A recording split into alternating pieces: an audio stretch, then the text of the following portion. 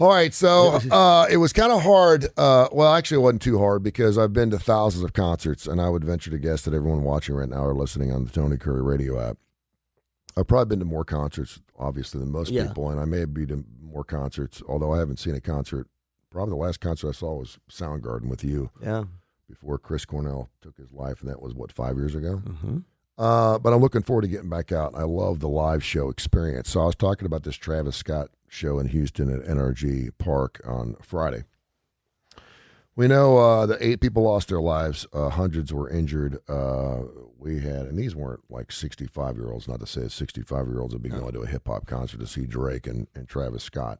But they were 21, 23, 26 healthy individuals. We are now finding out that a 9-year-old who was on the shoulders of his dad is in a coma.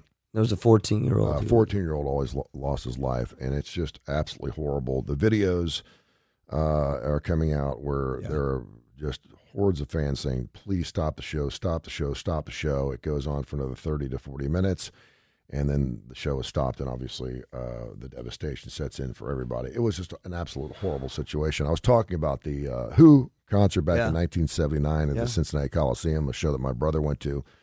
At that show, the Who was doing a sound check prior to the opening of the gates. It was festival seating. That was the show that set the precedent for no more festival seating, at least in the Cincinnati area, and a lot of different venues that we know now. That's why everyone's got a seat. Back in the day, we would stand in line for tickets for days, or we'd get on the phone. And if you had a festival seating show, it didn't really matter. You just got in the door. And obviously you wanted to get as close as you possibly could.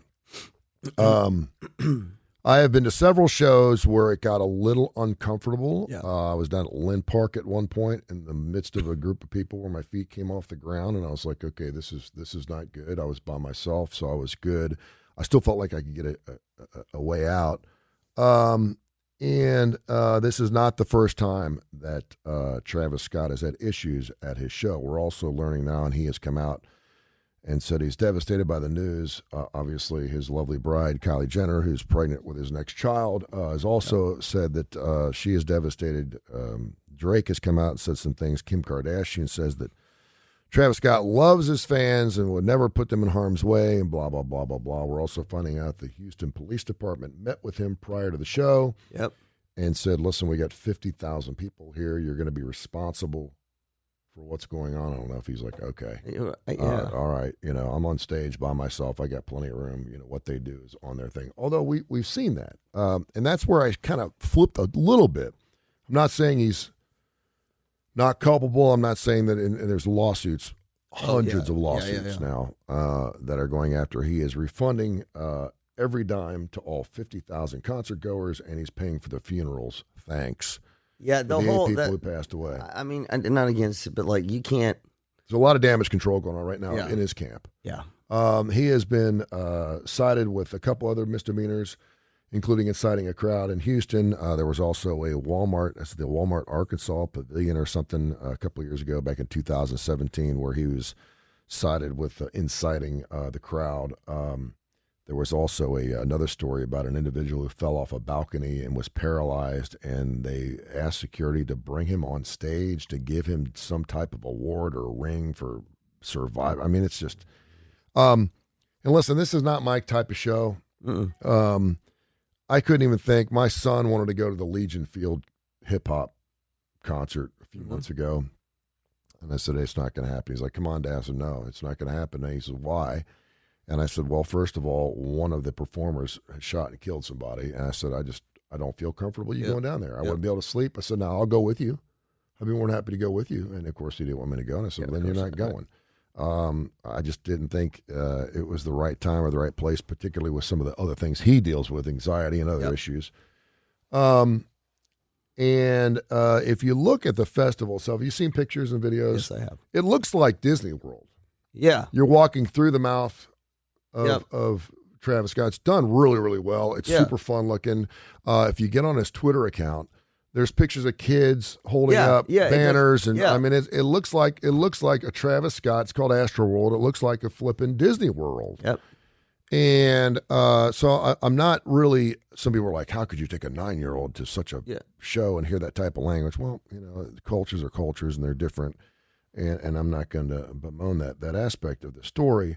But I do wonder, and this kind of hinges a little bit on the insurrection on January 6th, because a man of power, and Travis Scott certainly has that power, can say a lot of things, do a lot of things, and as the concert goer, or in this particular case, the political affiliation with the Donald Trump thing on the 6th, you have the responsibility to call bullshit, to act on it, to go, okay, this is crazy here.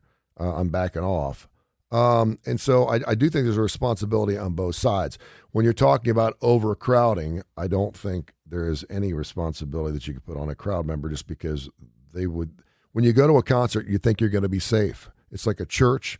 It's like a school. It's like any public function. When I go to a public function, and there were, I think, 500 or 600 different law enforcement agents there, you assume you're going to be taken care of. You're on public property. You're going to a concert. You're assuming they're doing it right. This is not the first time he's done one of these shows, although we've had issues in the past. Yep. And so you assume that you're going to be safe there. And when you're cramming 50,000 people, and I don't know what the fire code was or whether the fire department was involved in that, it sounds like it may be a Houston issue. At what point, and then people were jumping barricades to get in. There were a lot of unticketed people that were going into the show, so that wasn't done really well. But I do think as a 55-year-old man, we sense danger. Yeah. Not to say that a 14-year-old could do that, or a 23-year-old, or a father of a 9-year-old could do that, but you do have. I used to have a bar sense. I worked enough in nightclubs. I knew when there was going to be a fight. I knew when there was going to be a fight an hour before it happened, and I'm like, I would go to the manager and go, listen, and I didn't have to see anything. You could feel it. There was a feeling. Okay.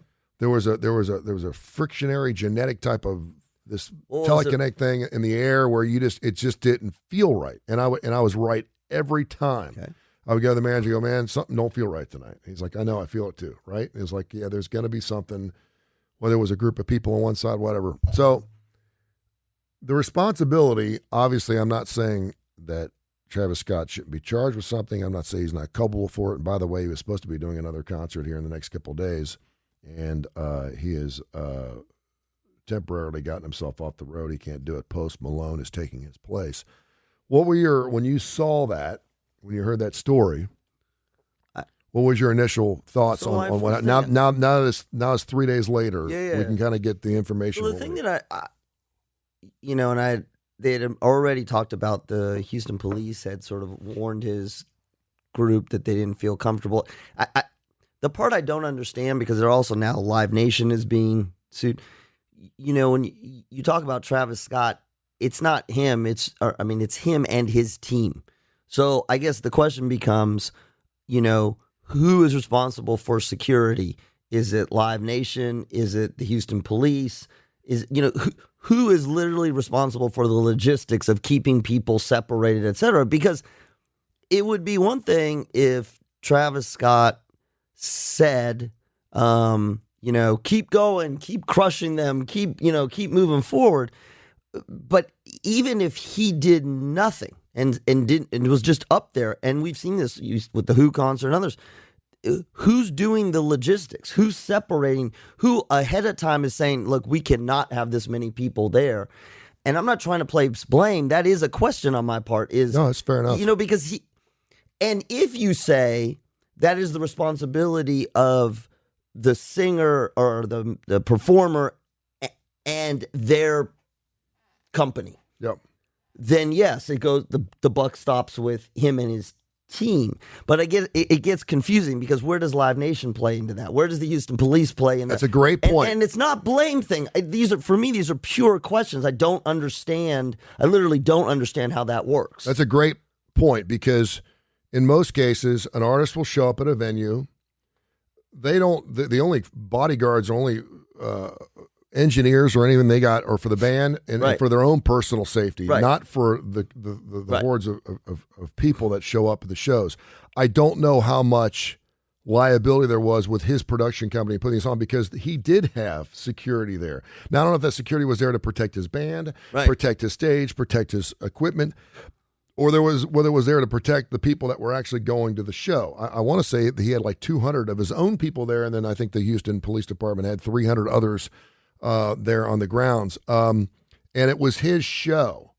Like, even if you go to Lollapalooza, which he did several years ago, it's put on by a production company. They're liable for because everything that goes on. He's a performer at Lollapalooza. I'm getting paid. I'm playing music. I'm getting off. Now, from a psychological standpoint, I think the inciting is really interesting because much like the insurrection on the 6th, you can take, we're going to go down fighting. We're going to fight. We're going to get after it. There were a couple of times where on stage, and I certainly wouldn't ask anyone with kids to listen to it, but Travis Scott's telling guys, evidently he spit on a fan and told the people in the crowd, F this guy up. Right. And that's where... and that's kind of like, okay, not cool. He repeatedly, I think they counted 53 times where he flipped the bird to the crowd. And a lot of his concerts are like, he even says they're like WWE events. Right. There's a mosh pit. If you're willing to get in the middle of that, I mentioned this yesterday. You know, if I went to a concert, my ears were ringing and I puked the next day, it was a good show. But if I walked away with a broken arm, a bloody nose, and bruises all over my body, that's not fun. Yeah, I mean, that's not a good show to me. Do you think, from what you were watching, and this is the part I cannot figure out? Obviously, great. This is actually a great Damon Johnson question. How much can they see? I mean, obviously they can see right up in front, but if people are being trampled, literally, is he watching it and not stopping it?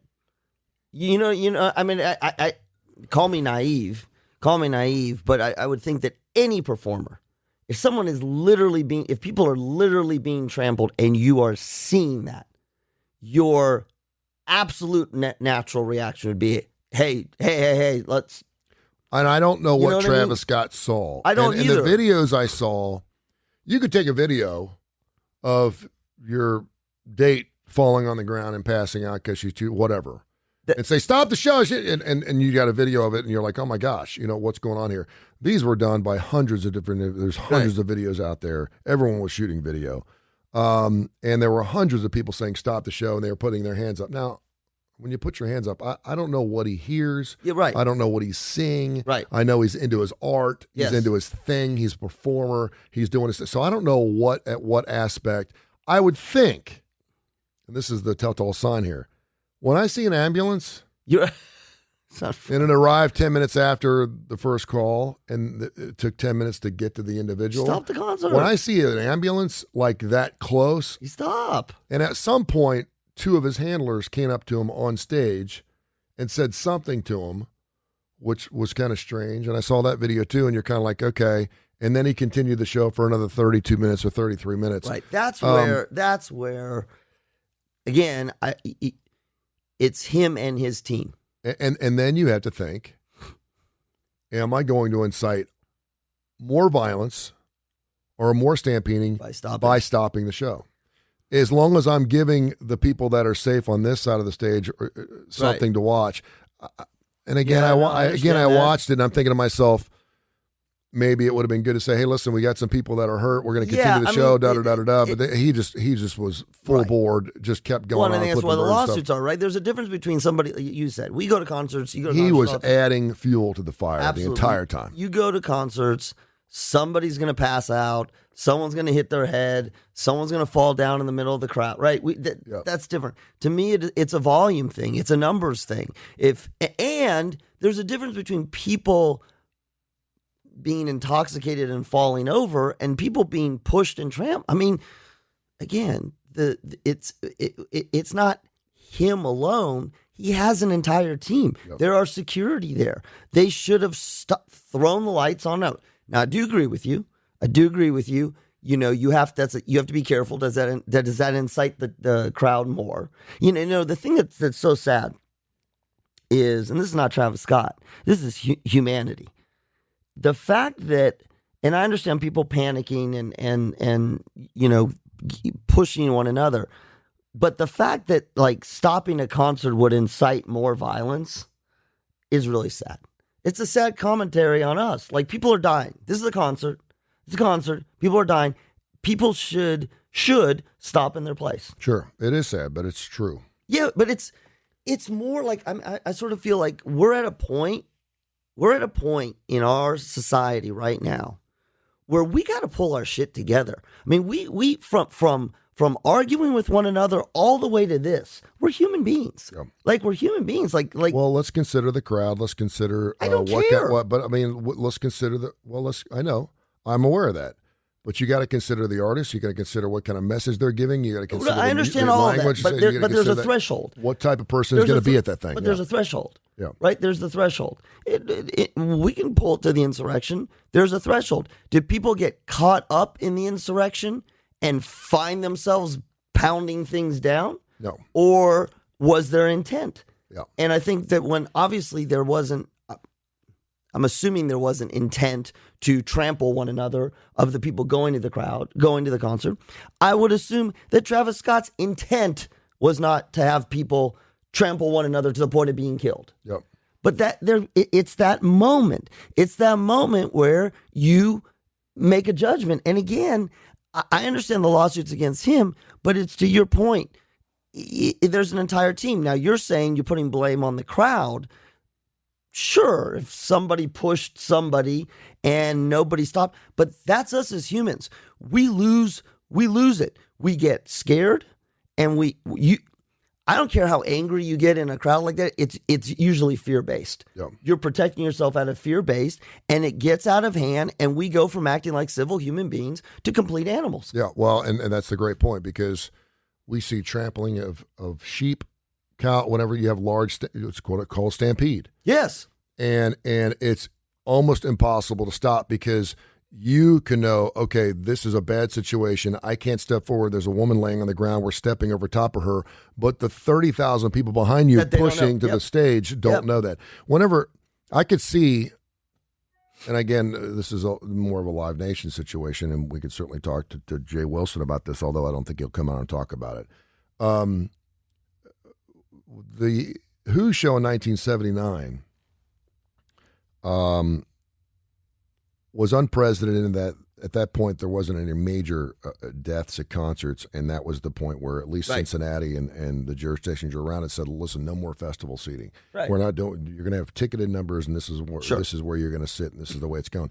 Now, we were at Tuscaloosa Amphitheater, where there was a festival area in front, 500 people maybe. Yeah, a lot of dope smoking going on.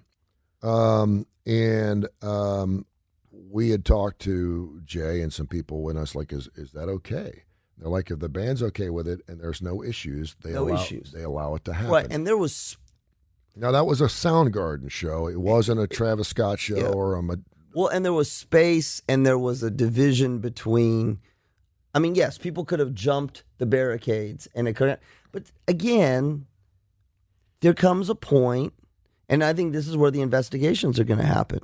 Why did not all the lights come on? Why did not they literally stop him in his tracks? Why, this is the difference between people falling down and a emergency disaster crisis situation. Right? I mean, you would, and that's the part where everybody's looking, and this is why the lawsuits are happening. I mean, and again, look, you and I don't know exactly who and what, but regardless of what Travis Scott said or did, and obviously if he is inciting, he's culpable, but he cannot stop. He can influence, but he can't stop it physically. They can put lights on, bring people into the crowd, bring security, and I think that's where, and I know that some of the interviews with the Houston police were not comfortable in the beginning. Which this becomes a legal thing. If you're not comfortable, why? You got 300 of us, and you got 50,000 of you. Right. I mean, the numbers don't add up. Right. And again, as a good boy, and most of us are, we're not jumping barricades. This goes to running on the field after a football game, which I know a lot of people do, and for the most part, it's pretty safe. But if you had 72,000 people or something on a football field, you're probably going to get hurt. Something's going to happen. I mean, I get all that, and it's fun. I wonder what happens next for Travis Scott, and I mean, if he performs again, what happens? Well, and a lot of people would say that that's the allure of his show. It's not only the music he plays, but it's also the environment and the atmosphere of that show. I've been to shows where there's mosh pits. Yeah. There's people running at each other, and I'm like, okay. For us, it used to be an Iron Maiden or a Judas Priest or a Metallica or an AC/DC show where you got the headbangers, but they're doing their own thing and they're kind of into themselves, but they're isolated, if you will, into what they're doing. You're like, man, you're gonna have a headache tomorrow. That was as bad as it got. Well, I was always surprised when you first saw. Well, you can answer this question. Who was the first artist? This is a great trivia question. Who is the first artist to jump into the crowd and be carried by the crowd? I don't know. I mean, there's been tons of them. I mean, Courtney Love did it. No, I'm going earlier. I know. I'm just thinking of some of the ones. I mean, AC/DC still does it. Or Angus Young will get up on a security guard's shoulders and he plays the guitar through the crowd. No, that's and not for the most part, it's pretty clean. About, yeah, I know, but just jumping in with no security, blah blah blah blah. We've seen Madonna do it. We've seen Pink do it. I was at a. I can't imagine anyone doing that now unless you know the group of people you're jumping into. Because you don't. What are they staged? Courtney Love, man. Yeah. People ripping her clothes off. Well, that's what I'm saying. She's like into it. I mean, she looked like she didn't care. I was at a Peter Frampton, Steve Miller show down at Orange Beach. This is probably 10, 12 years ago. Steve Miller opened up for Peter Frampton. It was one of those BP oil spill shows. And Steve Miller got up and did his set. And then Peter Frampton got up on stage. And several fans, now again, it's Peter Frampton, okay? This is not Travis Scott, all right? But I'm going to make a point here. So several people were walking down the aisles to get near the stage. And it was not festival seating. You had to have a ticket to get in and everything else, with the exception of the lawn area. And security was going down and going, go back to your seats. Right. You can't be down here. Peter stopped the show in the middle of a song. Stopped the show and said, hey, they're my fans. They're trying to get a better view. They're probably sitting in the back. Can you just leave the guys alone and let them come down? And at that point, it was kind of like, you don't screw with security. Security there is not there to be assholes. They're not to be there to change your time. If you're sitting in the back, we've always tried to move up. We do it at football games all the time. We're always trying to get better seats and try to get near the front, and we have great stories to tell with those stories. And some security came on stage and said, hey, listen, this is our baby. Yes. You're here to play. Yeah, shut up and play. Let us do our jobs. Wow. We're trying to. And again, you're talking to Peter Frampton concert. One going to be Stampede, but it was sold out. There were 13,000 people there. And I remember thinking, first of all, I couldn't believe Peter Frampton stopped in the middle of a song, because you never hear that. No. Ever. And of course, the crowd loved him for it. Right. They thought that was super cool. And they did allow several people to come down. And next thing you know, the aisles were full. Because there were 500 of them. Frampton. And it's a vibe, and it's secure, right? That's part of security's job, is to get a read on the crowd. Yeah.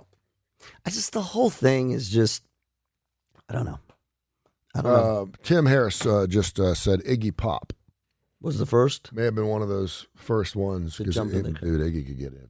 Iggy was. Well, when you talk about inciting crowds, punk rock, we're probably one of the most insightful. Yeah. If you had a punk rock band, man, but we didn't you had guys jumping into crowds. But they weren't stampedes. Now you had people bumping into each other and knocking each other out, and that's the mosh pit. Yeah, that's just not. I get you it. Know what I mean? Like so. This is interesting. You got to wear a helmet to a concert. This is interesting psychologically. Mosh pit. There is something the consent. There is you understand the intent. The intent is not necessarily to kill each other. Yeah. But you go into a mosh pit to jump into one another. Yeah. That is different than standing there and things get out of hand and you get trampled. Yeah. Even in a mosh pit, if things get out of hand, it is a pit.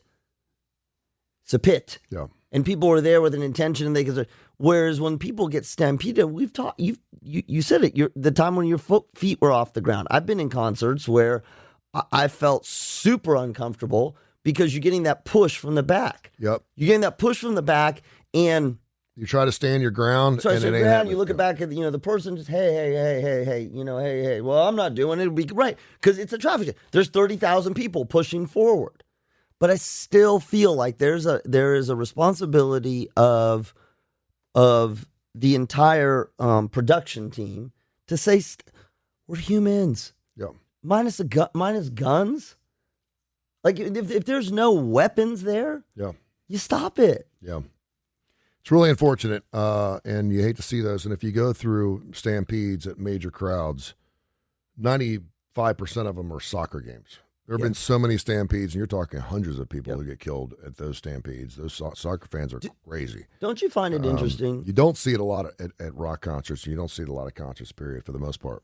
I find it absolutely fascinating how we as humans, I'm not saying them, we can get to this place where we literally go from, this is the celebration, after a victory, a sports victory, and they're burning cars or they're turning over cars after you win. Yep. We talked about it with the Lakers. When the Lakers won, they're burning cars in L.A., not because they lost, because they win. There is such a fine line as a human between our civilized self and our absolute out-of-control animal self, and it doesn't have to be incited by anger. Yep.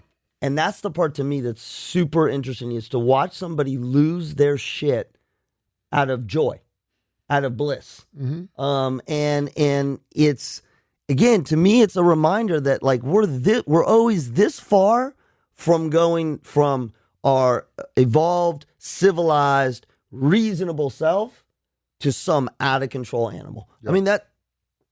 That's the way we are.